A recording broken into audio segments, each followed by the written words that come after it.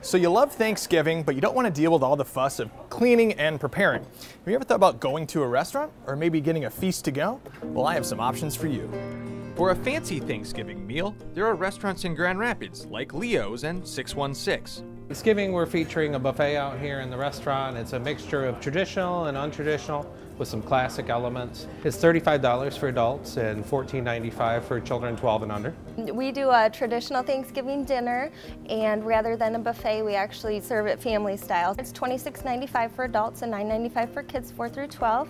Now for a budget-friendly restaurant, our Facebook fans suggested places like the Truck Stop on 76th Street and Bob Evans.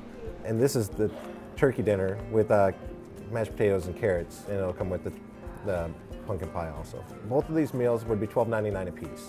So we've got a holiday dinner, turkey, mashed potatoes, stuffing, cranberries, vegetable, bread, your pie and your coffee for $12.95.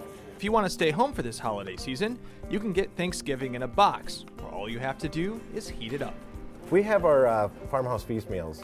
We have one that serves 4, and then we have one that serves 8, and it's a full Thanksgiving Day meal that we box up, you take home. The serves 4 is $49.99. Another Facebook suggestion was a Meyer boxed meal.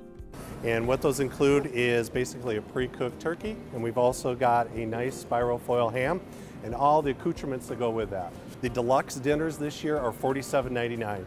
And if you take that and they serve roughly 6 to 8 people, if I get real conservative and go with the 6, that's only $8 per person for a holiday meal. It is suggested you buy the boxed meals a few days in advance. And on Thanksgiving Day, leave yourself a couple hours to heat up the turkey. I'm Steve Zagman in Grand Rapids, WZZM 13 News.